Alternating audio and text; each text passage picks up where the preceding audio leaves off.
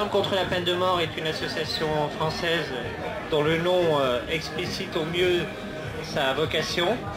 ECPM est également secrétaire exécutif de la Coalition mondiale contre la peine de mort, dont la MDH est membre, et qui regroupe plus de 90 membres maintenant, Amnesty International, FIDH, Human Watch, le barreau de Paris, le barreau de Porto Rico, la coalition taïwanaise contre la peine de mort, la coalition congolaise. Enfin, on a pas mal d'organisations du monde entier pour essayer de coordonner nos actions de lutte contre la peine de mort. Nous avons vocation à défendre de temps en temps quelques cas individuels et surtout à faire de l'information, du lobbying, et nous essayons de coordonner un peu et d'aider un peu les abolitionnistes de différents pays. Nous travaillons à cet égard beaucoup avec le Maroc. J'ai apporté quelques-uns, si vous souhaitez, des actes du séminaire qui ont été organisés notamment l'an dernier au Maroc sur la peine de mort avec le CPM comme organisateur, pour avancer dans le débat qui est en cours au Maroc, et nous avons de toute façon la conviction que bientôt, on l'espère, mais dans le futur c'est certain, la peine de mort sera abolie au Maroc. L'environnement est le suivant aujourd'hui. En France, on a aboli en 1981. On n'était pas dans les premiers pays en Europe à abolir. On était 35e pays des pays membres des Nations Unies à abolir en 1981. Aujourd'hui, il y a 100 pays membres des Nations Unies qui ont aboli. Il y a une trentaine, je crois, de pays qui sont en moratoire de fait, qui n'ont pas exécuté depuis plus de 10 ans. Le Maroc en fait partie. Et il y a encore une quarantaine de pays qui pratiquent la peine de mort de manière intensive, comme en Chine, en Arabie Saoudite, en Iran, aux États-Unis, au Vietnam, Singapour, et de manière plus ponctuelle, mais qui reste toujours aussi effrayante. Le Japon en fait partie, l'Inde en fait partie. Le Japon, l'Inde en font partie. Et il y a quelques pays comme ça encore qui maintiennent la peine de mort dans leur texte, et également dans leur pratique. La situation va dans le sens d'une abolition universelle, très clairement. Il y a de plus en plus de pays qui abolissent, et il n'y a pas tellement de pays qui reviennent après avoir aboli. Et la plupart des pays qui pratiquent la peine de mort sont plutôt en voie de régression en termes d'exécution, en termes de textes mentionnant la peine de mort. Même la Chine évolue, les États-Unis évoluent dans le sens d'une réduction du nombre de cas et d'exécutions. La peine de mort était considérée jusqu'en début des années 70, milieu des années 70, comme une simple question de politique pénale nationale. Aujourd'hui, c'est plus le cas. La peine de mort est un enjeu des droits de l'homme, est un enjeu international, et un pays qui a la peine de mort ne peut plus se contenter de dire « vous occupez pas de ce qui se passe chez nous, c'est notre problème ». C'est pas vrai, il y a des pressions internationales, c'est devenu un enjeu international.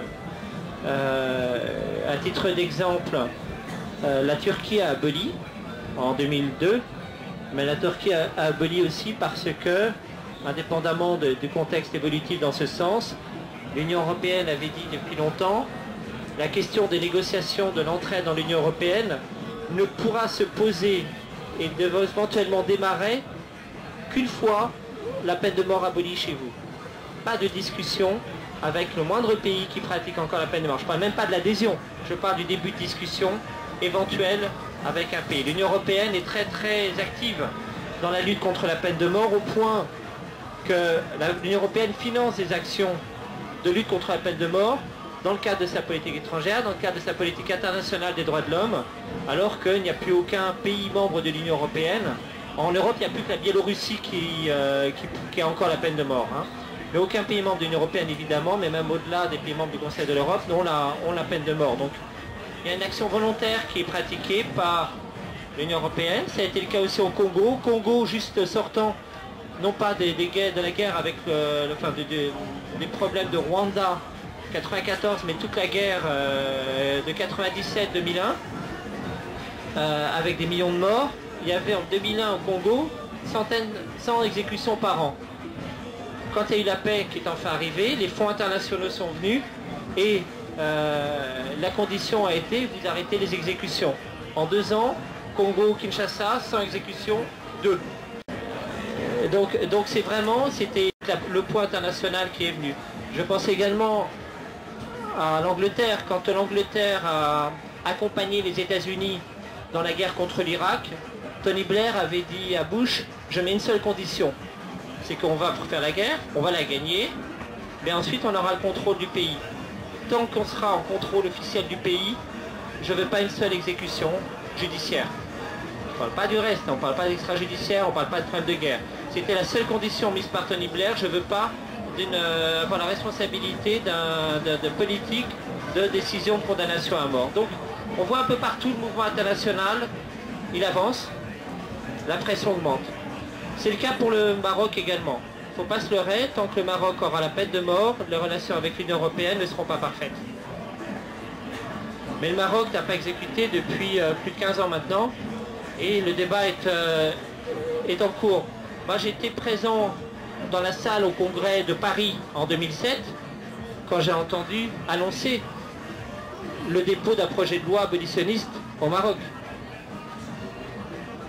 J'ai vu tous les actes, j'étais pas au séminaire l'année dernière, mais je sais que le Maroc est en pleine discussion sur comment y arriver ou pas y arriver, avec toutes les contraintes qu'on connaît et qui seront dépassées un jour.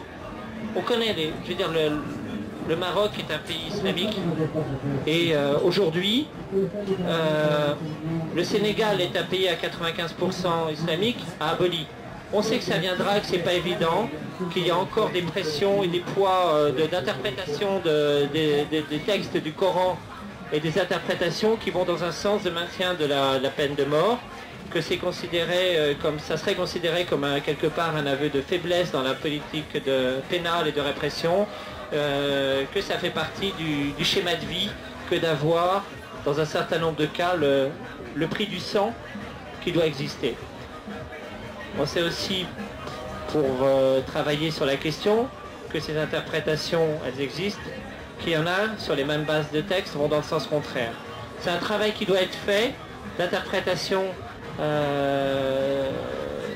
de la loi coranique sur ces questions-là, puisque moi, je ne suis pas musulman, mais j'ai entendu quelqu'un m'expliquer aussi qu'en réalité, par exemple, par rapport à l'alcool, ce qui était interdit véritablement n'était pas l'alcool, mais l'ivresse.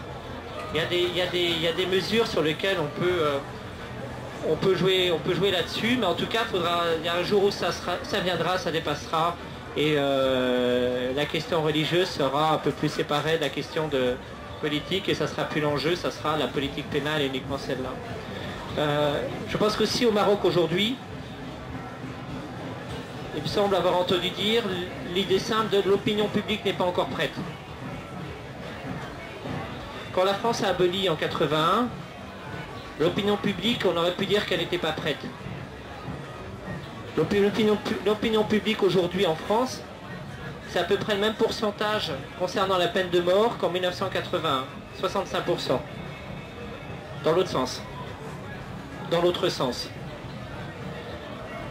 J'ai souvenir aussi quand au congrès de Paris, le ministre de la Justice français de l'époque, Clément, est venu parler au congrès normalement. Et on attendait de voir ce qu'il disait parce que on a vu un peu avant, un mois avant avec la Constitution, Clément était en 1981 un fervent promoteur de la peine de mort lors des débats sur l'abolition en France, au point qu'il était un des intervenants dans l'Assemblée en faveur de la peine de mort. Et il se retrouve défendre en tant que ministre de la Justice 25 ans après la position contraire. Il est venu expliquer, il a dit j'étais pour la peine de mort à l'époque.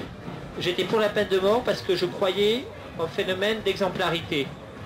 Je pensais qu'en sacrifiant une vie, on pouvait en sauver d'autres derrière par l'exemple de la sanction définitive qu'on pouvait accorder dans des cas extrêmes.